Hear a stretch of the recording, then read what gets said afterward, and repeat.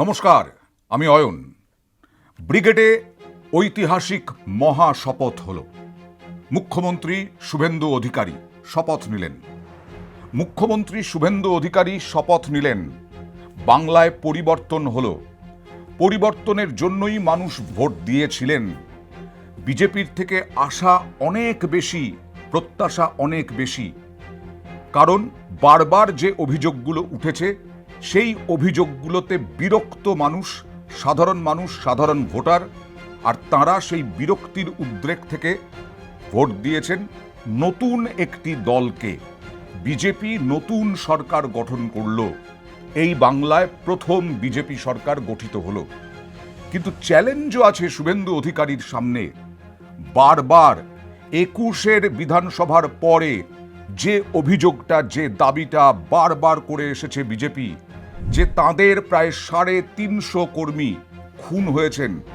প্রথম চ্যালেঞ্জ রাজ্যের আইন শৃঙ্খলা। বারবার যে অভিযোগটা করে এসেছেন শুভেন্দু অধিকারীরা, রাজ্যের আইন শৃঙ্খলা ভেঙে পড়েছে, দুষ্কৃতীদের তাণ্ডব বেড়ে গেছে, খুন বেড়ে গেছে, ধর্ষণ বেড়ে গেছে।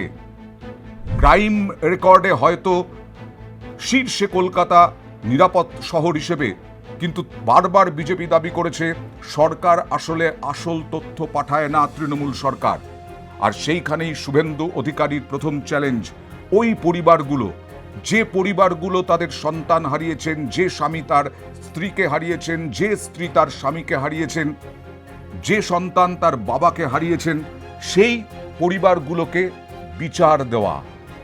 আর তাই আইন শৃঙ্খলার দিকেই প্রথম নজর মুখ্যমন্ত্রী শুভেন্দু অধিকারীর। আগামী সোমবার নবান্ন সভাঘরে মুখ্যমন্ত্রী শুভেন্দু অধিকারী পুলিশের বড় বড় কর্তাদের নিয়ে বৈঠকে বসবেন। এখনো পর্যন্ত এই আইন শৃঙ্খলা ফেরানো, রাজ্যে যাতে দুষ্কৃতীদের তাণ্ডব কমে, এই রাজ্যে বাইরে থেকে এসে দুষ্কৃতীরা তাণ্ডব চালিয়ে যায়, আততায়ীরা খুন করে দিয়ে চলে যায়, সেইটা যাতে না হয় তার জন্য প্রথম চ্যালেঞ্জ হচ্ছে আইন শৃঙ্খলা ফেরানো, যেটা বারবার অভিযোগ করে এসেছে বিজেপি। দ্বিতীয় চ্যালেঞ্জ কি আপনারা দেখেছেন, আপনাদেরকে মনে করিয়ে দিই, চার্জশিট প্রকাশ করেছিলেন অমিত শাহ।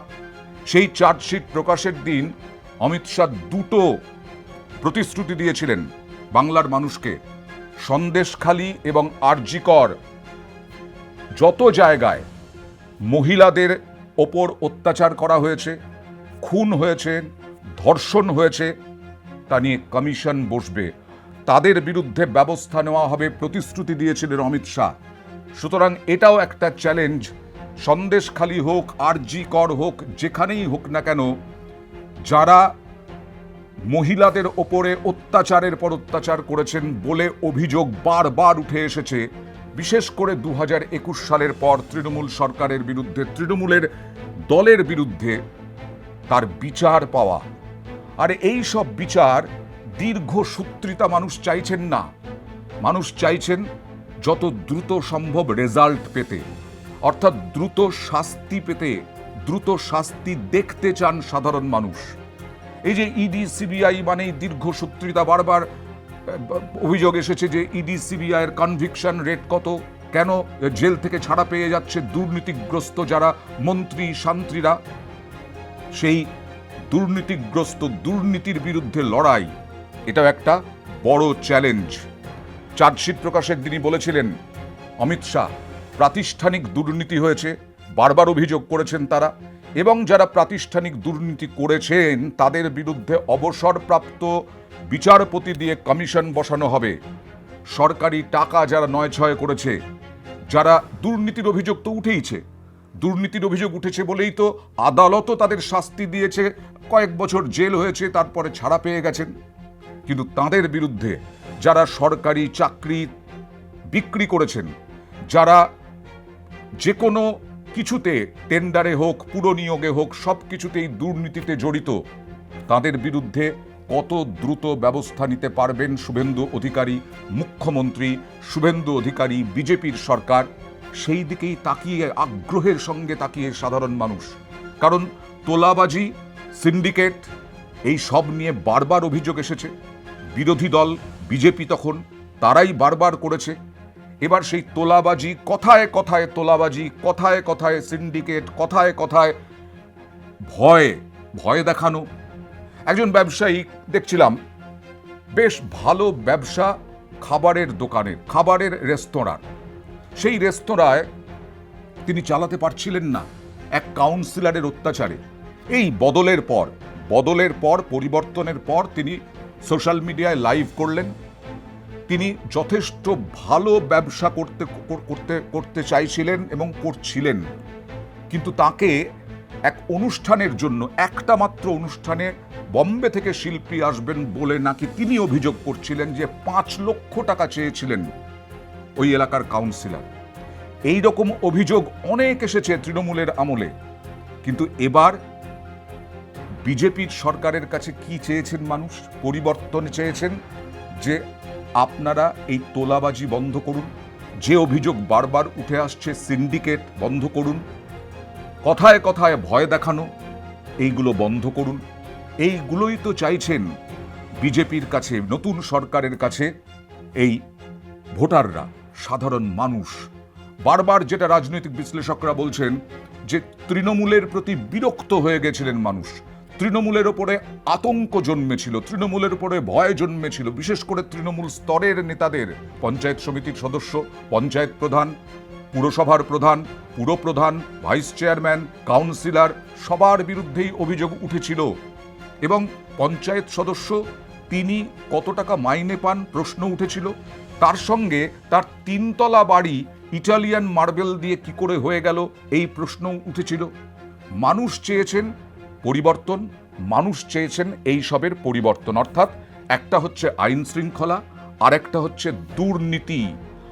এই যে দুর্নীতি, পশ্চিমবঙ্গে যে দুর্নীতির বিষয়টা, এই দুর্নীতির বিষয়টাতেই মানুষ ভোট দিয়েছেন বলে এখনো পর্যন্ত রাজনৈতিক বিশ্লেষকদের মত, যে দুর্নীতির বিরুদ্ধে ভোট দিয়েছেন। তাই তৃণমূল যাক, বিজেপি আসুক, এই বলেই ইভিএমে বোতাম টিপেছেন। আরও কি চ্যালেঞ্জ?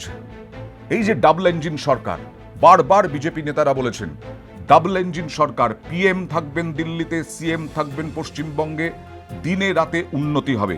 এই ডাবল ইঞ্জিন সরকারের সুবিধে যেগুলো, সেই সুবিধেগুলো কত তাড়াতাড়ি মানুষ পেতে পারেন। অর্থাৎ মোদির মন্ত্র যেটা, সবকা সাথ, সবকা বিকাশ, সবকা বিশ্বাস, সবকা প্রয়াস, এই বিষয়টা শুভেন্দু অধিকারীর নেতৃত্বে বিজেপি সরকার কত দ্রুত দিতে পারে। মহিলাদের নিরাপত্তা, সেই মহিলাদের নিরাপত্তায় কতটা কড়া পদক্ষেপ করতে পারে, এই সবই হচ্ছে এখন একটা বড়সড় চ্যালেঞ্জ মুখ্যমন্ত্রী শুভেন্দু অধিকারীর কাছে। কারণ মানুষ এর জন্যই ভোট দিয়েছেন বিরুদ্ধে তৃণমূলকে, মানুষ এর জন্যই সরিয়ে দিয়েছেন তৃণমূলকে। শপথ নেওয়ার পরেও তিনি বলেছেন তিনি সবার মুখ্যমন্ত্রী, এবং শুভেন্দু অধিকারী বলেছেন যে এখন কচকচানি নয়, কোনো রাজনৈতিক তরজা নয়, যারা রাজনৈতিক তরজা করবে তারা রাজনৈতিক তরজা করুক, কিন্তু এখন সময় হচ্ছে এগিয়ে যাওয়া। পশ্চিমবঙ্গ শিক্ষার ক্ষেত্রে, স্বাস্থ্যর ক্ষেত্রে, সংস্কৃতির ক্ষেত্রে ভেঙে পড়েছে, শেষ করে দিয়েছে তৃণমূল সরকার, এটা শুভেন্দু অধিকারীর দাবি। এবং সেইখানেই এই পিন পয়েন্ট করে করে তিনি কাজের কথা বলেছেন। আমি একটি বিতর্কিত কথা বলবো না, আমি মুখ্যমন্ত্রী, আমি এখন সকলের। আমি চাই শুভবুদ্ধির উদয় হোক। আমি শুধু বলবো যারা এখনো সমালোচনা করছেন তাদের চৈতন্য উদয় হোক। আসল বাংলার অনেক ক্ষতি হয়ে গেছে, শিক্ষা হারিয়ে গেছে, সংস্কৃতি ধ্বংস হয়ে গেছে। আমরা বাংলাটাকে নবনির্মাণ করি, অনেক দায়িত্ব। এখন এইসব রাজনৈতিক কচকচানি, একে অপরের সমালোচনার সময় নয়। যারা করতে চাইছে করুন, আমরা শুধু এগিয়ে যাব। আমরা করব জয়। বিবেকানন্দের কথায় চড়ইবতী চড়ইবতী। সুতরাং এই যে 46% মানুষ বিজেপিকে ভোট দিয়েছে, পরের নির্বাচনে 60% মানুষকে পাশে আনতে হবে, এই সংকল্প শুভেন্দু অধিকারী বলছেন। কিন্তু সেই 60% মানুষকে সঙ্গে আনতে গেলে আগামী কয়েক বছরে পশ্চিমবঙ্গ 50 বছর, 60 বছর, 70 বছর পিছিয়ে গেছে, এটা বলা হচ্ছে, দাবি করা হচ্ছে, বিরোধী দলরা বারবার বলেছে।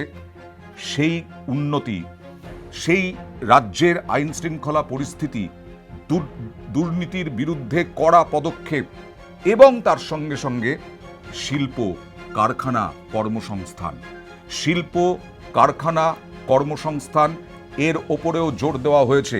আজকে বারবার প্রশ্ন তোলা হয়েছে যে কেন পরিযায়ী হয়ে চলে যেতে হয় বাইরের রাজ্যে, কেন হাজার হাজার লক্ষ লক্ষ মানুষ পরিযায়ী হয়ে বিহার, উত্তরপ্রদেশ, গুজরাট, মুম্বাই, দিল্লি এইসব জায়গায় কাজ করতে যান, কেন এ রাজ্যে কর্মসংস্থান নেই। এই কর্মসংস্থানের একটা বিরাট আশা আজকে মানুষের মধ্যে এসেছে, জেগেছে, এবং সেই কারণেই শুভেন্দু অধিকারীকে ভোট দিয়ে জায়ান্ট কিলার বানিয়েছেন এ রাজ্যের মানুষ। সুতরাং সাধারণ মানুষের আশা রাস্তাঘাট পরিষ্কার শুধু নয়, শুধু আলো হলেই নয়, শুধু অন্নপূর্ণা ভাণ্ডার নয়, শুধু আয়ুষ্মান ভারত নয়, কয়েকটা কলকারখানা গড়ে উঠবে, ভালো ভালো শিল্পপতিরা আসবেন। যেমন অসমে বহু শিল্পপতি বিনিয়োগ করছেন হাজার হাজার কোটি টাকা, সেইখান থেকে কলকারখানা তৈরি হবে এবং কর্মসংস্থান হবে। কারণ শুভেন্দু অধিকারীর কাছে আরও প্রত্যাশা বেড়েছে, বারবার বলেছেন আমি নয় আমরা, অর্থাৎ বিজেপি সর্বশক্তি দিয়ে শুধু একা শুভেন্দু অধিকারীকে দিয়ে নয়, কেন্দ্রীয় সরকার এবং রাজ্য সরকার উভয় একসাথে কাজ করলে মানুষ বিশ্বাস করেছেন যে তাহলে উন্নতি হবে এ রাজ্যের। এখন দেখার শুভেন্দু অধিকারী সোমবার থেকে পদক্ষেপ করতে শুরু করেছেন, কত দ্রুত আমাদের রাজ্যের হাল ফেরে।